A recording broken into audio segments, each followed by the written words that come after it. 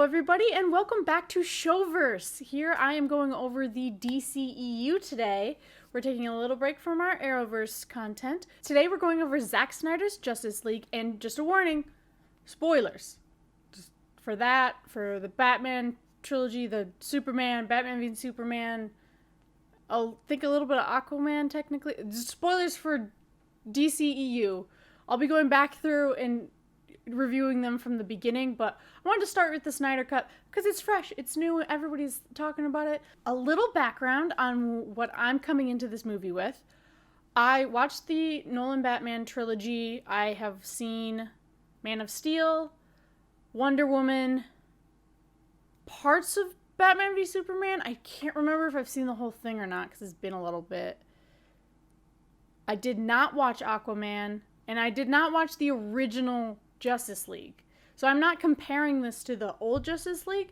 I am taking this movie on its own. How is it from like a fresh perspective, more or less? Like I have familiarity with the characters and I have familiarity with some of the past of these specific iteration of the... Oh, I've also seen the Suicide Squad. I kind of forget that that's technically part of this storyline.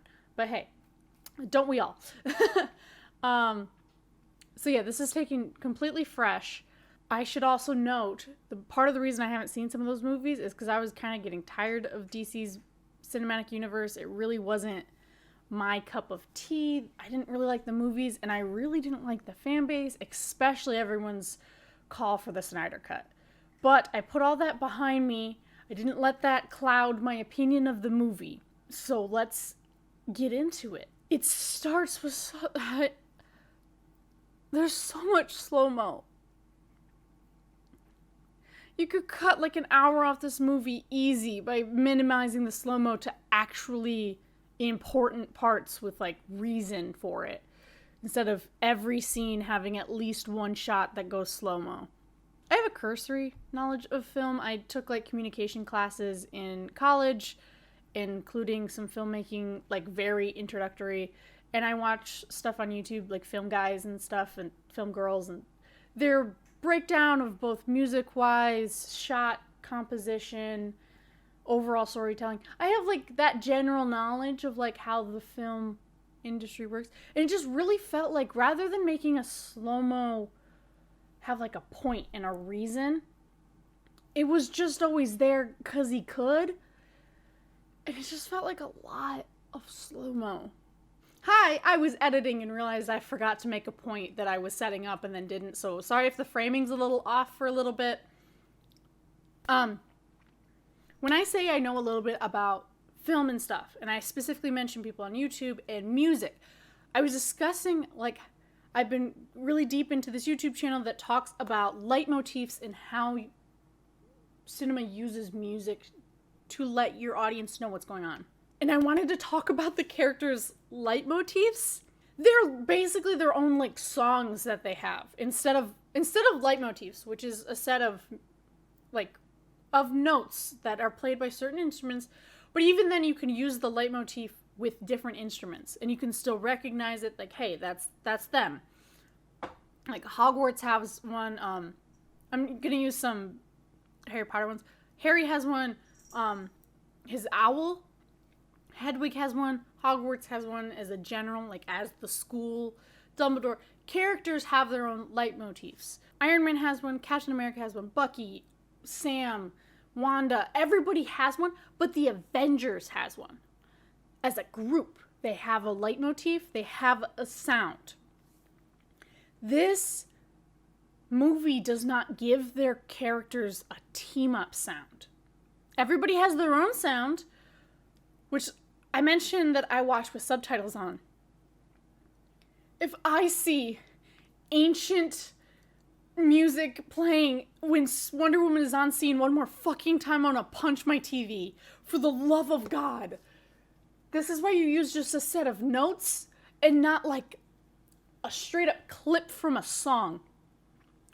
It gets so annoying when it's just that. When every time they're on Themyscira or Wonder Woman is on screen, it's the same sound. Flash has a very techno-y electrical sound. Cyborg also has a technically electrical sound. Aquaman has a specific sound. Batman has a guitar riff, which would be decent on its own. But the way this is used is so... It's not just when they're introduced. It's every time they're in a fight scene and they're on screen. Batman has his guitar riff happen the first time he's on screen in his suit, which on paper makes sense. But it's such a juxtaposition from the rest of the scene. Ew, it doesn't make any sense. He's not doing anything cool in his suit. He's just responding to Commissioner Gordon's light in the sky. Like, it's not really a cool moment. I know they want it to be a cool moment because it's the first time you're seeing the Batman costume in this movie, but it just isn't. And it feels so out of place. And when they're fighting as a group, this is when we should be hearing the group's theme. This doesn't have to just be a leitmotif. It doesn't have to be like a couple bars. It could be a full piece. But instead of doing that, every time they cut to a different person, it's a smash cut in both the camera and the music. And it's so jarring. It's so jarring. And again, I mainly know of this stuff from like watching YouTube videos. So I might be using a little bit of terminology incorrectly, or like I might be describing something a little bit strange. But the music is kind of jarring. And especially towards the end of the movie, later on in this video, I mentioned how the second half of the movie I kind of enjoyed a little more because I was worn down. But that is excluding whenever Wonder Woman's fucking music played. It made it so I hated her more. Every time she was on screen, my fiance would go, oh my fucking, because it would do the music. I'm like, and I'm like, shut up. I felt like I was going insane. Like, just give me a little leitmotif. Just a little, like, 2 bars of music. And that's fine. I don't need a full song of, fuck that. Fuck it. Get out of here. Get out of here with that shit. Alright, back to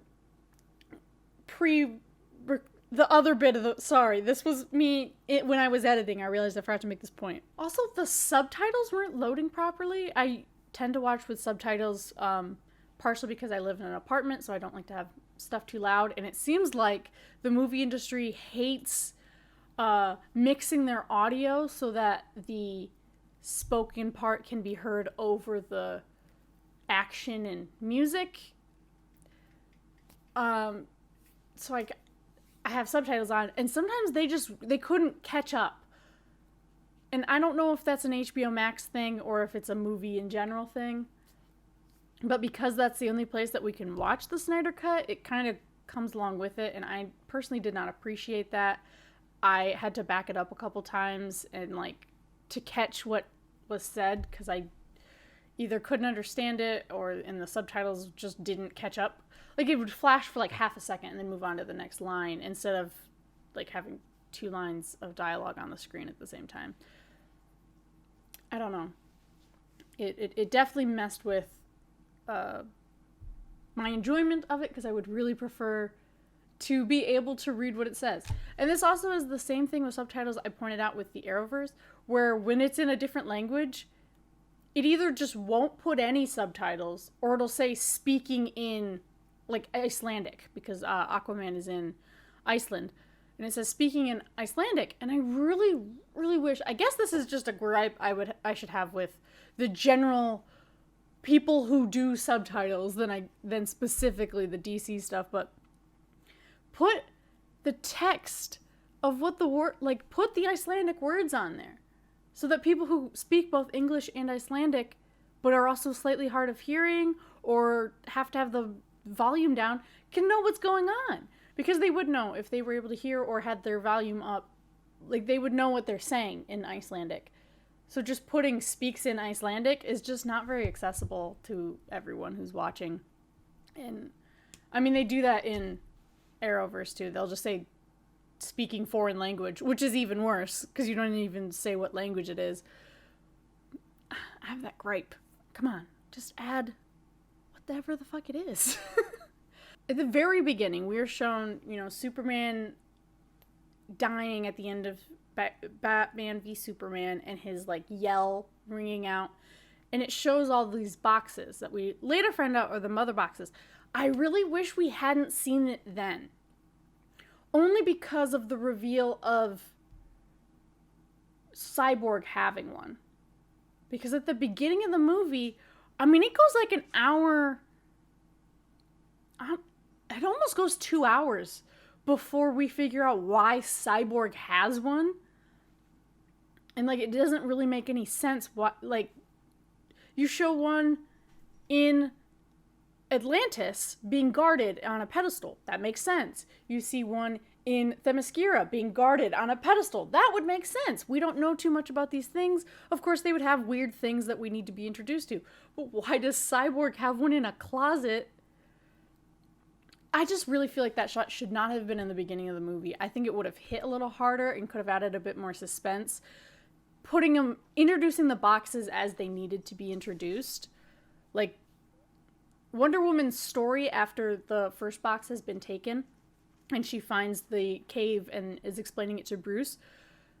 That would have been a great reveal of having multiple mother boxes and that they were taken by the Atlanteans, the Amazons, and men. That would have been great. And then we could have been like, oh, shoot. Okay, so Aquaman has one. That's how Aquaman's going to get into this and stuff. That's awesome. Great. I wonder where the one of men is. And then we find out later. And that could have been so cool. And especially because they even have a badass scene where Cyborg just shows up and he's like, I have it. That scene means absolutely nothing with the way you set it up from the beginning. Because we know he has it. We saw him with it in the first 10 minutes of the movie. It just, there was no punch behind that scene, that line. It looked like he wanted there to be punch, but there wasn't because we knew he had it. And I understand by that point, would have known he had it for a little bit because they showed some stuff, but because we knew he had it from the first 10 minutes, it really, I'm like, okay, cool. Can we, let's move on. We're 3 hours into this bitch. Let's get to the next step. I do, again, a good chunk of this is actually, at the beginning at least, going to be about the slow-mo. Because I was pretty early on, for fuck's sake, please stop. My fiance came in on me at an hour and a half. And I was literally just crying out, why? Please stop with the slow-mo. Because I'd experienced a full movie's worth of time of slow-mo, it felt like. I know it's not. I'm exaggerating, but there's a lot of slow-mo. I have here in my notes, just let one action piece happen at full speed. We didn't need slow-mo of the gun being reloaded after the dude realized he needed to reload. We didn't need the slow-mo there. There was no... I feel like you were trying to add tension, but all I got was, okay, he's reloading. Can we let Wonder Woman do the thing? Why is this in slow-mo? Speaking of that particular fight, Wonder Woman's badass. Awesome. Love to see this badass woman doing badass things, saving people in 10 minutes from this bomb. And you have the super long slow-mo of her jumping up, throwing the bomb up, and then it explodes and she goes back to fast mode. That wouldn't have been too bad. You can have that been in slow-mo, that's fine. But then why did it take so long after we see her getting jolted back down? Well, it looks like straight down, so it should be back on the hole, at the very least on the roof around the hole that she created jumping up.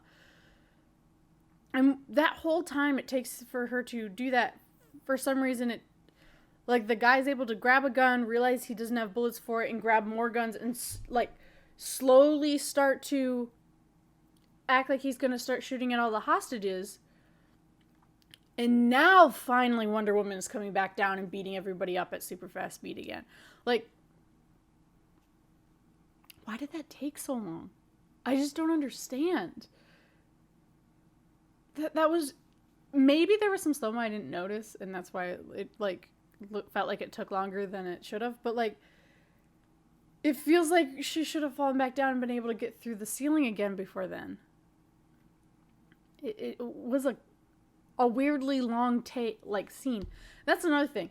It's not just slow-mo that makes this movie not feel like it drags per se. Like, the only times I felt like it was dragging was like when I realized there was 3 slow-mo shots in one battle, like pretty close together. Then I was like, okay, for the love of God, continue. I want to see this. But so again, I'm not saying this really felt like it dragged on per se. It's just the slow-mo is beyond noticeable because of how often it happens.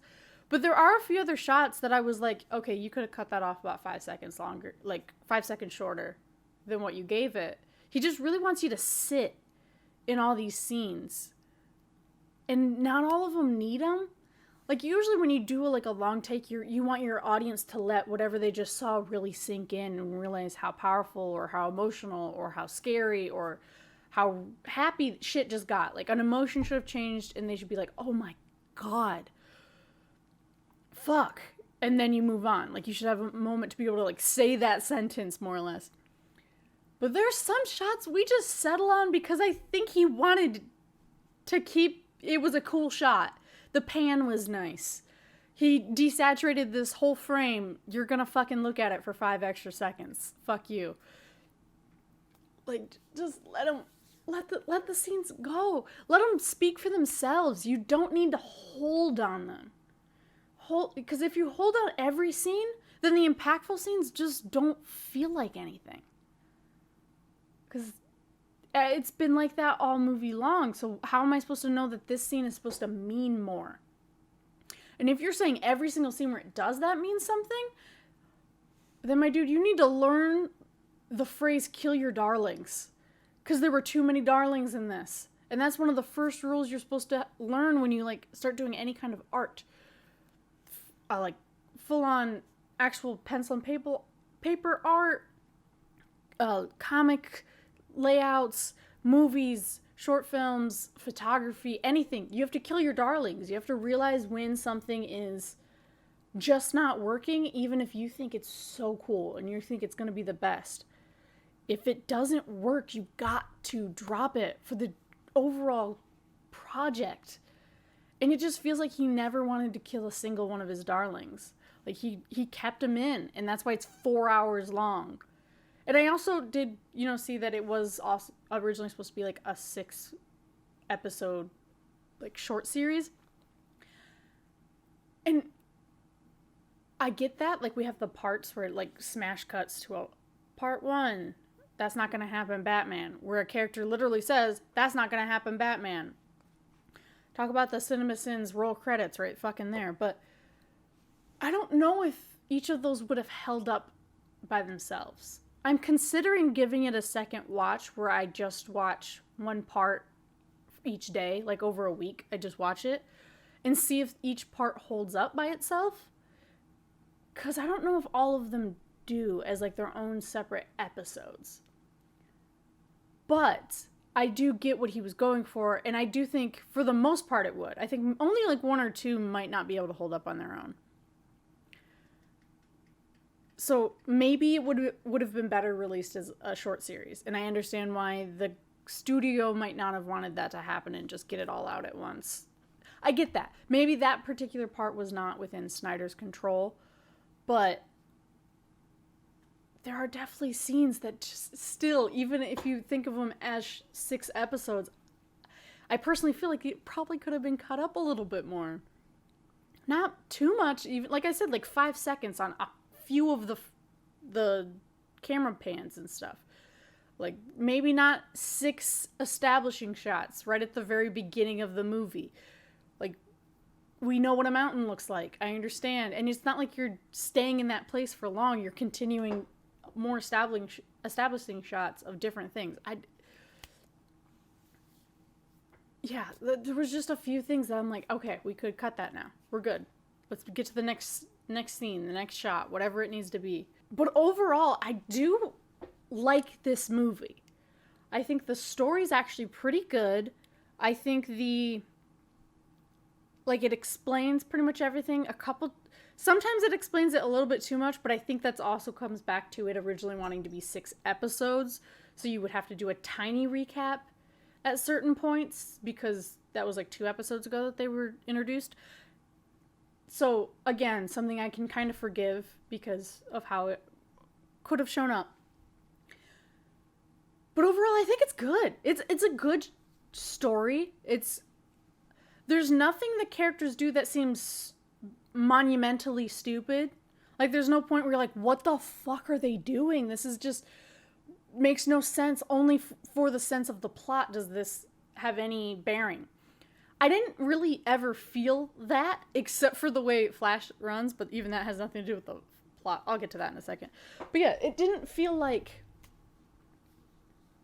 there was a ton of, like, wasted scenes or anything. Like, each scene felt like it should be there, just felt like it was a little bit too long. Which, again, that's not too bad. It's really not too bad. I know I've, already been shitting on it for almost, 15 minutes at this point. It was a good movie. I enjoyed it. I feel like the characters were pretty well fleshed out. We know who Batman is. It was a little weird seeing him rely so much on Faith when he is... I know they seem to forget this a lot. He's supposed to be like a detective, and for him to constantly go, Faith, Alfred, felt a little off to me, but it made sense for this Batman. So that's why it only felt like a little bit off. This particular Batman, as we've seen him throughout his movies, it makes sense for him to say things like that. I can't really tell you why. It just feels like at this point in his life, he would be like, fuck it, let's try Faith. Everyone called Superman a god. Let's do some Faith shit here.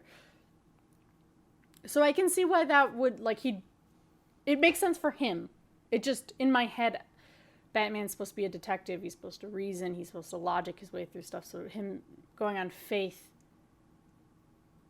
felt a little off, but I've seen it used well in comics. I've seen it used well in, like, shows and stuff. And for this one, like I said, it makes sense. So not too bad on that. Aquaman felt pretty good. I do think he feels a little bit too much like broody. Like the way he doesn't really want to work with Batman, how he constantly is like, I'm not part of the Atlanteans. This might be more fleshed out in his own movie, but like I said, I did not watch Aquaman, so I can't tell you. I've seen like a couple scenes that were online somewhere, but I've not watched the movie yet. I'll watch it later and I will be telling you about it. Isn't that fun? But so he felt a little broody, and like his costume was all dark, which I kind of liked. I saw pictures of his orange and green costume from his movie that paid more homage to the original character, which I still liked, but I didn't mind this darker one. I don't know, it just kind of, it didn't seem off. Like Jason Momoa looked good in it. It kind of went with his tattoos and how dark his hair was in this show. Like, it made sense. It didn't look off. It was nice. Overall, character was pretty broody. There was a couple scenes where it almost looked like Jason Momoa didn't want to be there, but I can't know for sure. Wonder Woman overall pretty good.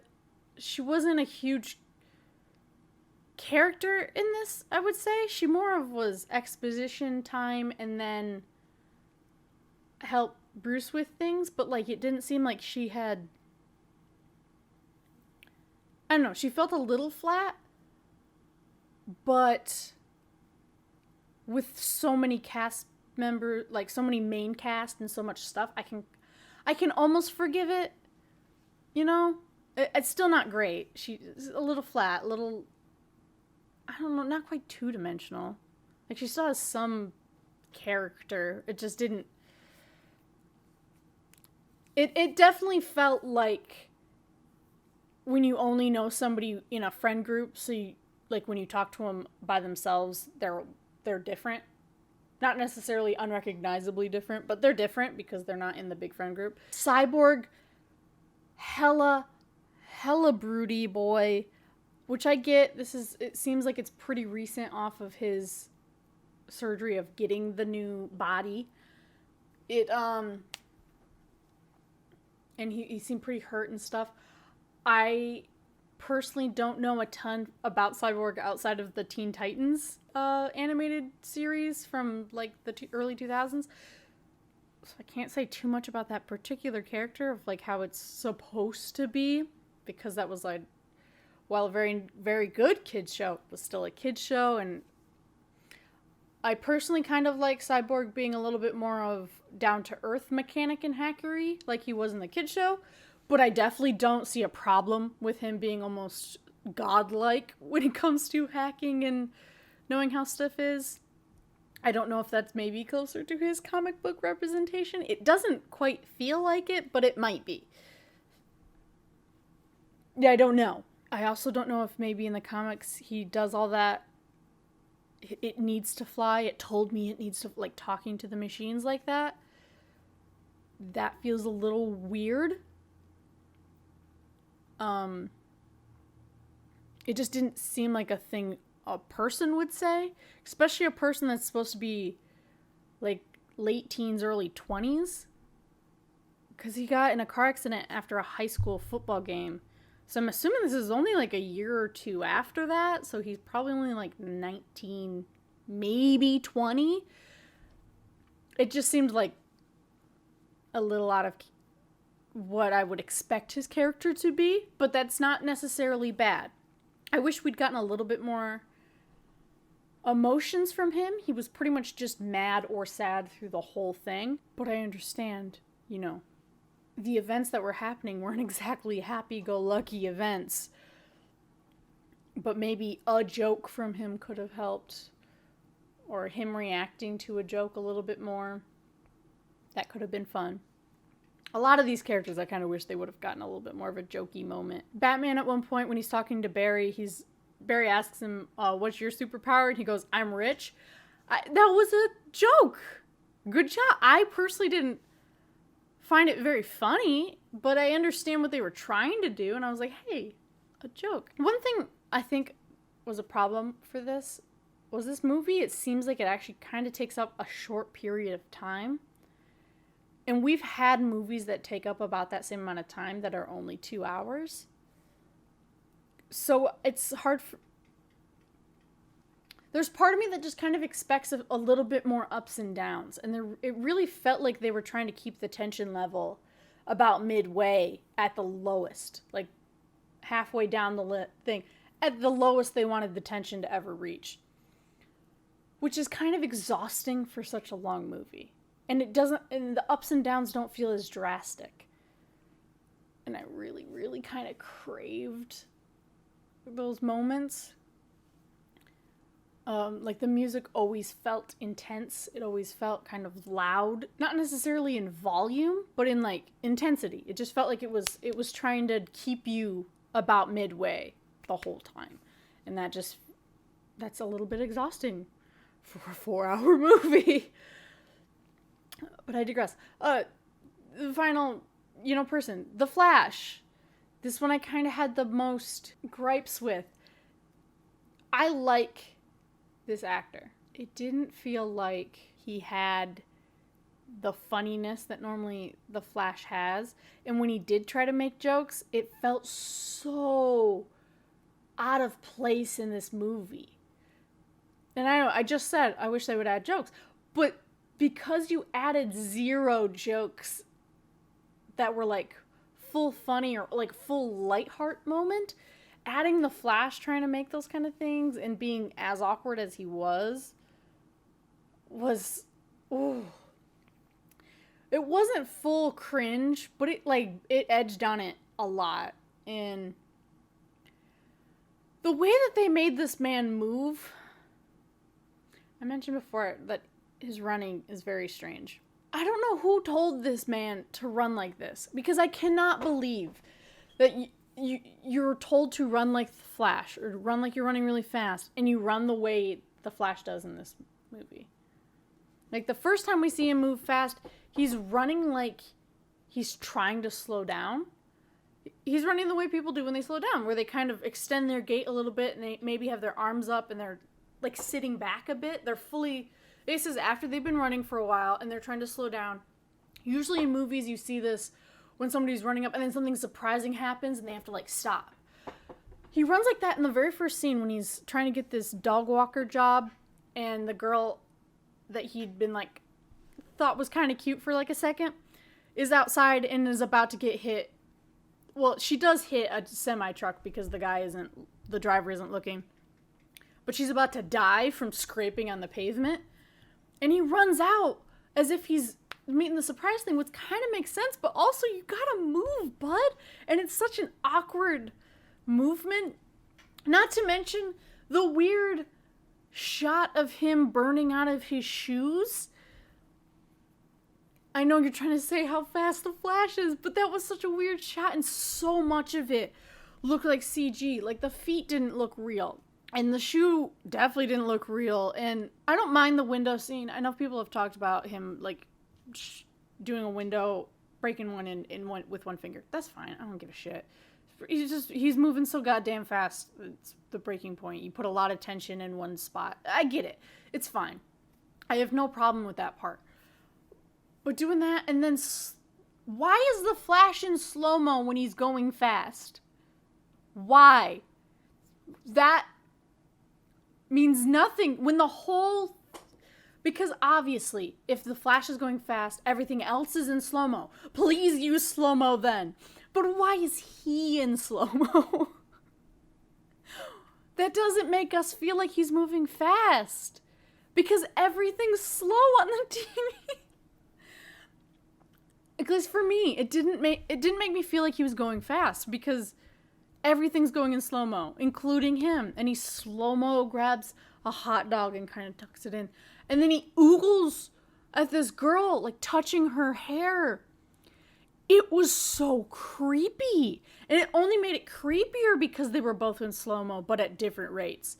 Like, stop it. Don't take advantage of the fact that you can move so much faster than this girl to, like, touch her hair and, like, it's different when you're, like, saving her, but you took, like, a few seconds to admire her, and it's weird. It's a very weird thing.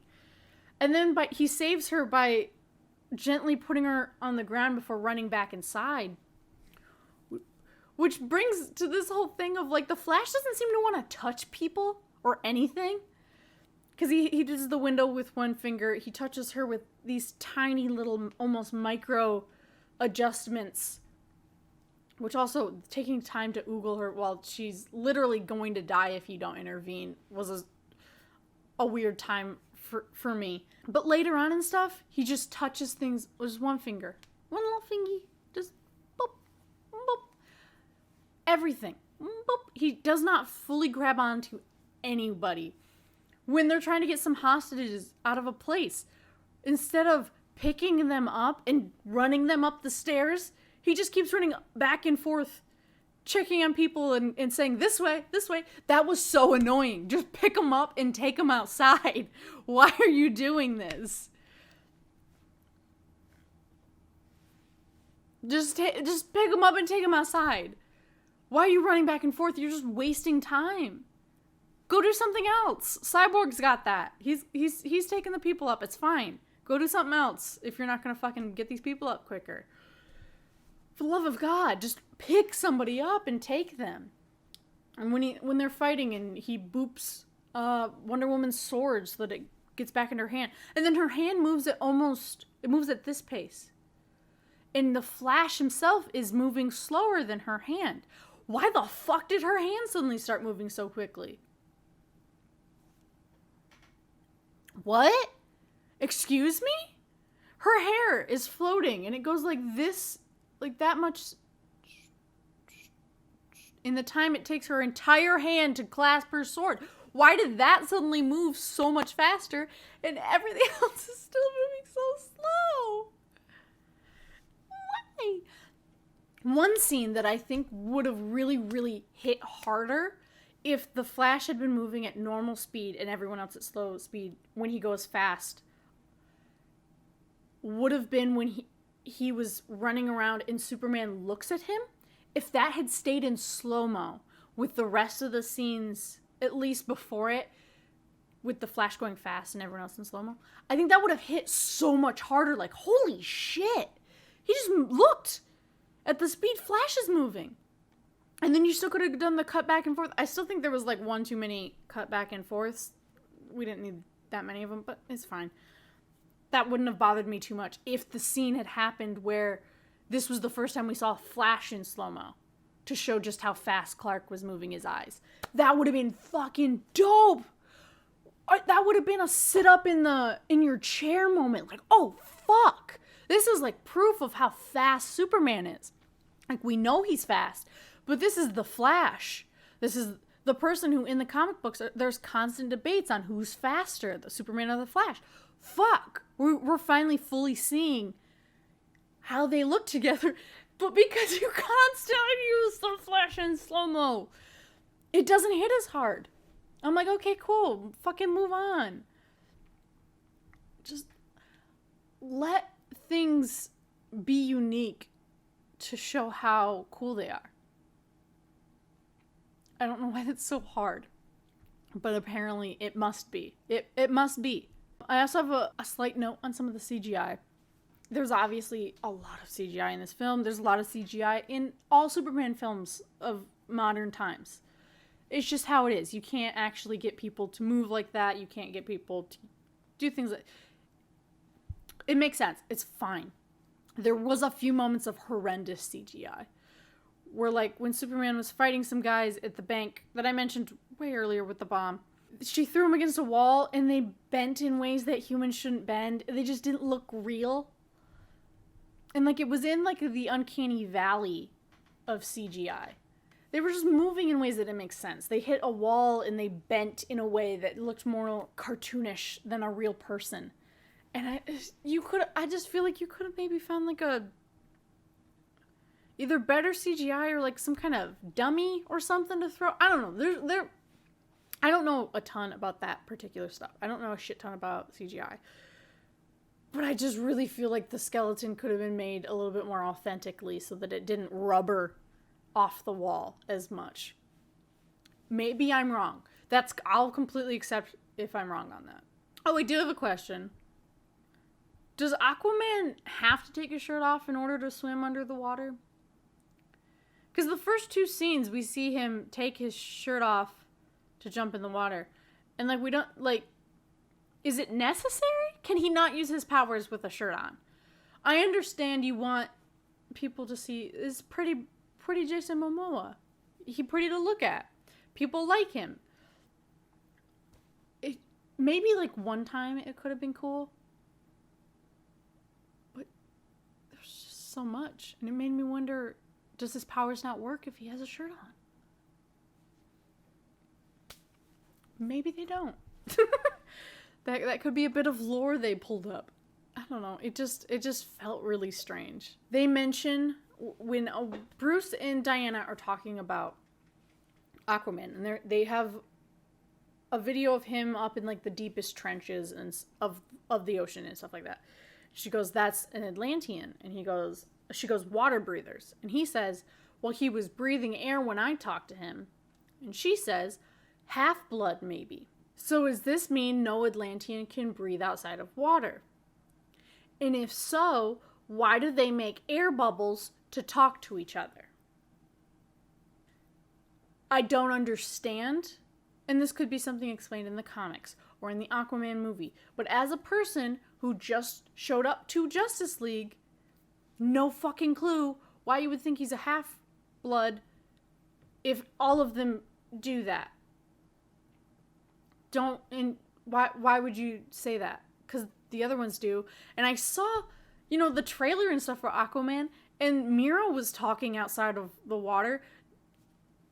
I didn't watch the movie again, so there could be an explanation. But, like, why do you mention that? They can obviously breathe both. Unless their air bubbles aren't really air bubbles. I don't see a reason for the bubbles. They easily could have talked to each other underwater. They didn't need the bubbles. But you put the bubbles so they breathe it. They have to talk in air. So they breathe air. So why did you mention that Momoa had to have been a half-blood if he could breathe air? Do you see how this is confusing?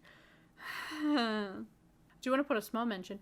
When Wonder Woman is describing the war of all the people, the Atlanteans, the Amazons, the old gods, men, and the Green Lanterns fighting Darkseid, and his parademons. And they showed him putting what we later find out is the anti-life equation on the ground, and that's fine. And then they fight, and the Atlanteans, the Amazonians, and the men take each one of the 3 mother boxes that are needed to form unity to destroy the Earth and stuff. And then they show them where they put them. You know, it's based on their culture. So the Atlanteans have it in a pedestal in like a museum, but it's still under constant guard. The Amazonians put it in a fortified building that is constantly guarded and can close in anyone coming to attack it. That also puts the building into water, which gives them time to get farther away with it. Great. Awesome. And then they show the men, humans, we just fucking dug it into a hole in the ground. Just kind of fucking... If we don't remember where it is, nobody can find it. Why did we just put it in the ground? There's no... The only explanation they put was they took care of the boxes by their cultures. Why was our culture to put a potential death weapon into a random hole in the ground? That didn't make any fucking sense. And, that's just, I guess, my gripe with humans. Why are we fucking putting the murder box in the ground? And then, of course, the Nazis found it. Because, fucking, you know, of course they did. The Nazis found everything. And then got brought to the States. And then it ended up in Star Labs. And see, that would have been cool if in that moment was the first time Cyborg, you know, described how the box got to him and stuff. Or, you know, they let us put it together when we see his dad come home from Star Labs, where the box ended up, and he took it. Sorry, this is getting a little confusing. Partially because I am jumping around the movie, but that's because I was trying to focus on the movie so much that, like, time went by really quickly, and my notes kind of just fell behind, and I just didn't keep going, because that's another thing. I mentioned all the slow-mo and the shots that sometimes take too long, but honestly, this movie does just kind of, it does go by. Like, I don't feel the full 4 hours when watching it. I watched the first 3 hours, and then I had to go do something, and I came back for the last hour. But it didn't feel like 3 hours in that first chunk. So that's a credit to the movie. You're long, but you don't feel super long. Back to the description of how the box, I guess, got to Cyborg. So it was buried into the ground. The Nazis found it, and they put it with all their other art and bullshit, because that's what the Nazis did. It made its way to America in the 40s. Wasn't super described how it made its way to America in the 40s. Where it eventually made it to Star Labs to be tested on, where apparently they have like a whole alien division where now they do, you know, Superman's ship and stuff, but at one point they did this box. And then we see, you know, Cyborg's dad working at the lab and him coming home, you know, to Cyborg. So we can deduce for ourselves that that's how the box got there. And then if you couldn't, for some reason, Cyborg says, you know, why his dad took the box and that he just never returned it, which is a weird thing. Why would you not return the box when you were done with it? That seems off to me, but it's fine. He stole the box to help rebuild Cyborg, because he was basically just a torso and stuff, and so he used it, and so Cyborg's body is partially made out of the box, I think. That's how it seemed to me. So I'm assuming it's the same material. It didn't look like the same material, like they were different colors, but that's what I inferred from what was said. So I like that. I don't mind that that's how the box got to Cyborg. That's completely fine. I just, again, wish we hadn't seen it the first 10 minutes so that we could have discovered it as we went. I digress at that point. I've hit it in the head too many times. Ah, yes. I keep dancing around it. Barry's run. What the fuck is this? Why? I can't even get both my... This. Why does he run like this? I can't even get my arms to do it. It's so unnatural. Why does he run like that? Why does he run like that? My fiance was making the joke because I'm like, why isn't he in like a proper runner stance? Why is he running like that? He's like, he's the Flash. You don't even like the parent. Maybe this is the best way to run. He was joking around with me, but like, why the fuck he run like that? Because he looks so floppy when he does it. Like he's just flap, flap, flap, and like the CGI of him being slow and like they probably did some CGI adjustments to his suit makes him look so cartoonish. It legitimately made him look like fucking Plastic Man. If you don't know them, Plastic Man is like the response to Mr. Fantastic. So he stretches and shit. And the only time I've really seen him is in like the Static Shock cartoon. And he was always circular. Like he didn't have an edge. Like this, how it's, you know, boop, boop. It curved. And that's what fucking the Flash looked like. He looked like fucking Plastic Man flopping around. I just don't understand. Why? And then like the filming of, for the end plan, they need Barry to charge up so they can use some electricity to like restart, to overload some stuff. And so he has to keep running around in circles, and they must have filmed it by putting like the camera, okay, let's put the camera right here, it's here, and he's just doing this. What the fuck is that? Why would you film it like that? Like you don't see him running and it's not fully in front or fully next to him. It's like off to the side a little bit, and his head's down, and his fucking arms are flopping, and he's trying to do, sorry, I can't, the way I'm doing this right now, I can't fully move my arm because I have my mic arm right here, but like, let's move back. His arms are fucking flopping. This doesn't seem natural. It feels like he's throwing his body forward. Like each arm is throwing his body forward. But that would lead to a more jerky run. It makes more sense for them to go down here and make a near constant move forward. So why does he run like that? Why does he run like that? Is Ezra gonna keep running like that? Is he coming back as the Flash? I haven't checked. And if he is he gonna keep running like that? Cause fuck, it's goofy. It's goofy in not a good way. It's just so goofy. Speaking of goofy, but not in a good way, at one point we see Batman in his suit, and you see him turn his whole fucking body to look. And then in the very next, not even 5 minutes later, he's in a fight scene where you see him turn. But it's so obviously a CGI Batman. So it's so obvious that this suit is not easy to move around in. And that's why he's in almost entirely CGI in pretty much all of his fight scenes. So it's like, why would he design a suit like that? Why would he design a suit like that? Why would it be like that?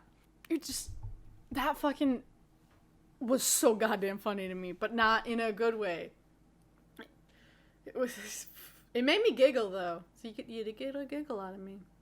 One of my last things I want to mention. The couple scenes that feel more like a trailer for your next movie than they do feel like they were meant for this movie. And part of that actually includes, I found out this later when talking with friends, Martian Manhunter, his scenes were all in the reshoots specifically for the Snyder cut of Justice League, where Martian Manhunter disguised as Superman's mom goes to visit Lois Lane to talk her into, coming back from the world, coming back, getting out of her depression and her grief and starting to try to get more into the world. And you see him come out into the hallway and change back into Martian Manhunter. And I sat up. I was like, what the why are her eyes red? Is that Martian Manhunter? My fiance, who's not super into DC, was like, who the fuck? What's going on? And I was like, this is Martian Manhunter. He's more in the Supergirl show. That's where I'm more familiar with him. I've also seen him in some of the cartoons, like, as a child and stuff. But I was like, what's he doing in here? And it was early enough in the movie that I thought he was going to come back into play. And he doesn't. And if you go on the fucking IMDb page, he's not even listed. Because I was trying to figure out what actor, because the actor looked familiar, but I couldn't quite place him, so I was like trying to find him, and he's not even on the IMDb page. And there's even like the uncredited section that includes fucking Deathstroke, but Martian Manhunter isn't on there. Maybe he's under a different name, like maybe he's under his alias name, and I just didn't catch it because I'm not as familiar with that name in my brain. But he then comes back at the very, very end to be like, what you've done is great, Bruce. And if anything happens, I would love if you could call on me. I'll be there. I can offer my assistance. I've decided, I really love this planet and I should start fighting for it, which is great. But because he's only in these 2 scenes, it seems so out of place, and it just seems like a trailer for the next movie. It just seems like the trailer to get you to go, oh, cool, let's keep watching. And of course, same thing with the scene with Lex Luthor getting out of jail. That so easily could have been the start of the next movie. But you didn't. You put it at the end of here. He gets out of jail, I think with the help of the Joker, because there's somebody else in the cell and he's laughing. So that seems like the Joker helped Lex Luthor get out. That's my assumption, my guess, based off of what I know of the DC comics and universe. And you see him making a deal with Deathstroke to kill Batman, and he tells him that his name is Bruce Wayne. And it's, okay, cool scene. This could have gone at the beginning of another movie. I kind of understand why it's there to build intrigue for the next one. I mean, Marvel does that shit. Most of the end credit scenes are just trailers for the next movie. So I get why they did it. But it doesn't feel as out of place in Marvel. And it does in DC. And I just wish DC would kind of find a way to be on its own and not try to piggyback off what Marvel's doing. Because DC can be so good. It shows, while a little CWE are very good. I love them. Its animated division fucking knocks it out of the park 90% of the time. It's quality content. Their comics are, they sell really well. It's part of the reason they're, even with Marvel. Like, they're really good at what they do. What they do well is just not movies. Is just not a connected universe. They're trying to speedrun it. Where Marvel's had, like, over 10 years now. DC's trying to do it quicker, and it's just not working. They need to take a step back and figure out what works more for them. And please let that answer not just to be to make it more desaturated and more dark. Please. Like, I heard Shazam was decent. Another movie I have not seen. But, like, it was a take as a fun DC movie. I'm going to be watching it for this eventually. But, like, maybe, just occasionally more lighthearted. Like, even Superman in this movie had a black suit on. Like, fuck, fam. And to be honest, I really didn't have any gripes with Superman. I think in this the reshots and stuff, they just reshot Henry Cavill so that he doesn't have the CGI top lip. Because I didn't really notice it, and I was looking for it because I knew it was in the original Justice League. I think they fixed it in this. So I had no real problems with Superman. Other than the fact he was kind of a nothing character, but he didn't show up. Literally, it was 2.5 hours in, and he wasn't even mentioned yet, like, as a plan to bring him back to life. So it's fine. Like, if this was a normal movie length, I would kind of understand if, like, towards the end they brought him up. It would feel very MacGuffin-y, and I would complain about it being as MacGuffin-y, and it still kind of is in this movie, but I don't mind it as much. It's fine. By the point that in the viewing of the movie, I was like, fine, whatever, just cool. Let's move to the next. Like, cool. I just didn't. It wore me down a little bit. So I think I kind of enjoyed the second half a little bit more than the first half because I was worn down at that point. I didn't care. I was like, cool, awesome, let's go, let's keep going. And I think that's a great way to look at this movie. One of my friends that I was talking to, he's like, Wasn't sure if he wanted to watch it. And I was like, watch it in the parts. Like, you'll know when the part changes because it smash cuts part in the title. Once you see, like, if watch it, and then when you see the part 2 title come up, turn it off, move on. Because he just watches it, he doesn't want to break it down like I'm doing for this. Obviously for this, I need to have a little bit more of an opinion, but like my dad loved this movie because he just likes to watch stuff. He doesn't want to break it down and so he's just, hell yeah, what a cool time. I fucking loved they punched the shit out of him and he went through like 6 walls. That's fucking awesome. The Bat toys were great. Seeing those machines fucking punch through, the Batmobile at the end, just shooting the shit out of all the parademons and having a goddamn anti-tank gun on it. Fucking cool. My fiance was like, hell yeah, during that. I was also like, fucking why not? So if you take it like that, these aren't that bad. And it's easier to do that in the second half because you've been worn down from the first half. I don't remember my original point. I'm sorry. Oh, similar to how I've been doing this review, I've kind of been jumping around. I feel like some of those scenes in the movie were a bit jumping around. Like, I feel like you could tell that this wasn't originally there. And they put this scene here, and then it goes... Like, I haven't even said the name of the main antagonist. Because you have Darkseid, but he never makes it through his portal. Steppenwolf is the one trying to get these mother boxes. I'm sorry I didn't mention... He didn't really feel like much. Which is fine. I mean, Marvel has one-note villains constantly. I don't really care if the villains are one-note. I want the heroes to be of substance. I mean, it better if the villains are of substance. Fuck yeah. Hell yeah. Please. But it's fine. I don't fucking care.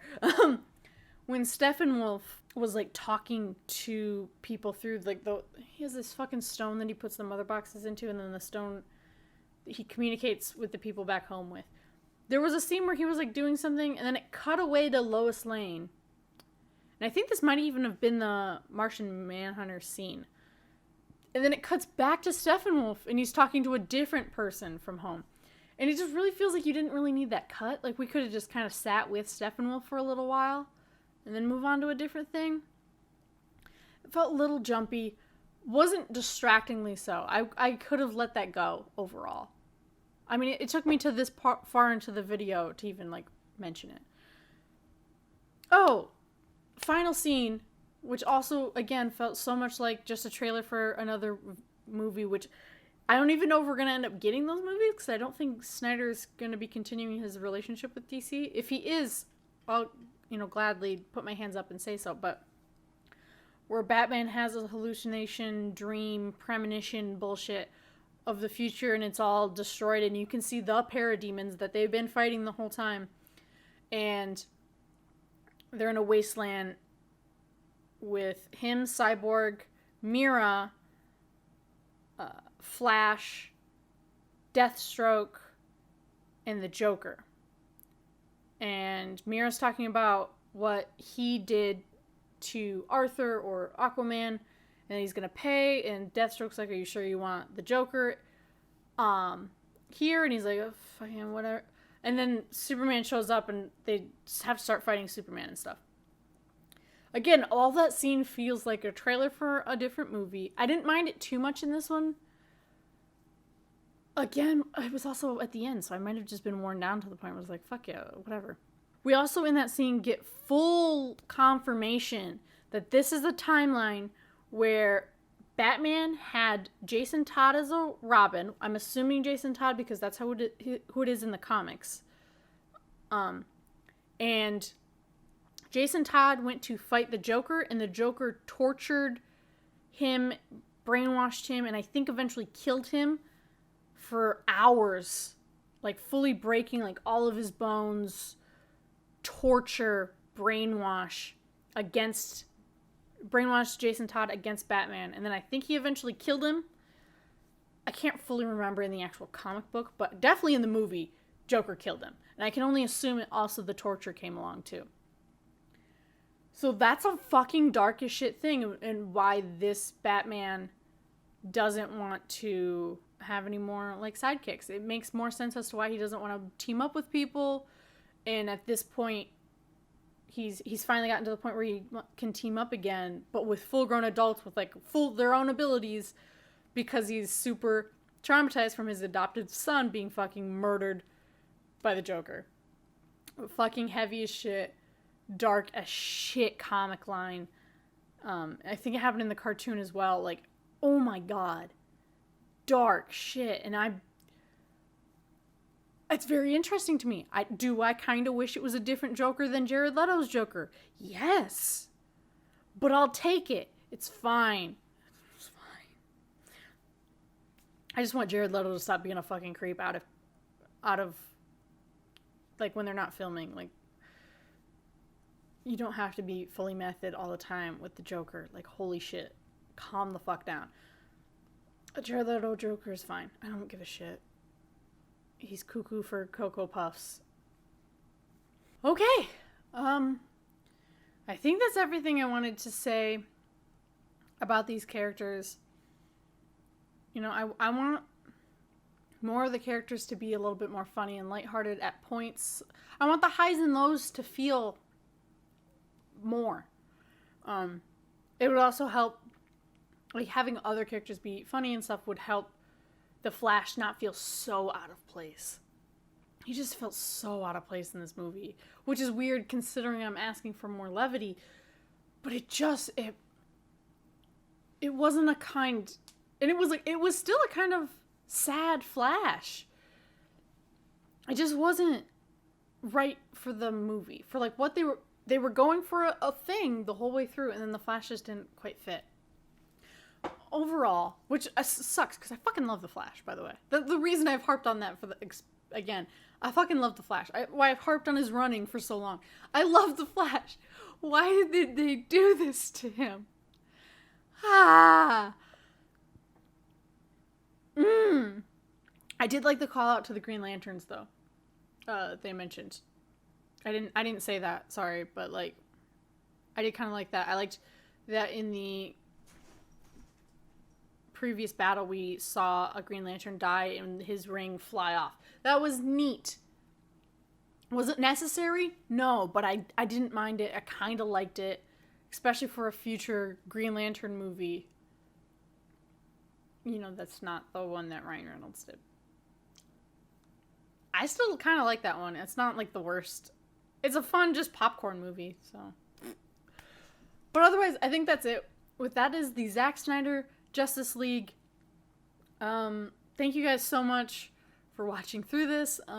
Overall, I would give it like a 6 or 7 out of 10, which isn't that bad, except for I don't want to watch a 6 out of 10 4-hour movie, but it's fine. It's fine. Like, I am considering watching it again in the 6 parts, so it's not like, oh my god, I'll never watch it again. I would watch it again. But I would have to, like, oh, okay, play. Like, I'd have to, like, get ready for it. But it's not necessarily bad. I liked it. There was definitely really good points. Overall, the storytelling, I felt, was pretty good. Next Showverse that I'm hosting, I will be reviewing the original Justice League. So I'll be comparing whatever the fuck that thing is with this one. I'm sure the only reason I'll know what's going on is because I've watched the Snyder Cut, which is fine. That's what we'll be, comparing and contrasting. Thank you so much for hanging out. Please go onto our website to check out all of our other content. Subscribe to the YouTube, like our Facebook, check us out on Twitter, Instagram. We have a Pinterest. We have a Kickstarter running right now. Go check that out. That's going to be linked down below. Check out the blog on our website. There will be a written review. If maybe you have a friend who likes the Snyder Cut and you want to send them my opinion, but you know they're not going to watch this video, you can send them the blog post. That's fine. But yeah, like, comment, subscribe, all the things. Thank you guys so much for hanging out with us. We have a Discord. Go ahead, check out our Discord. And we have a newsletter, too. We have so much stuff, guys. We are out here just giving everything to you. So please just give a few little follows and stuff for us, at minimum. We have a place to donate If you donate on the website, that leads to paying for people like me, other hosts on the channel, as well as our future content. We have several series in the works in the background. We're writing for several of them. A couple of them have already been written, and we're moving on to the casting and the next stages. We're doing some fun things in the back end, which you'll also be able to hear about in the newsletter and on the Discord and on the website. So just go to those places and check them out. We have so much content for you guys. Thank you so much for joining me, and I will see you next time with the original Justice League. Bye, guys. Hey guys, I really hope you enjoyed. Thanks so much for watching. You can check out our website for all the content we produce. Clicking all those YouTube buttons makes it so you see more content from myself and the other amazing creators at Kai's Corner Productions. All donations help us produce more stuff like that for you. See you guys in the next one. Peace.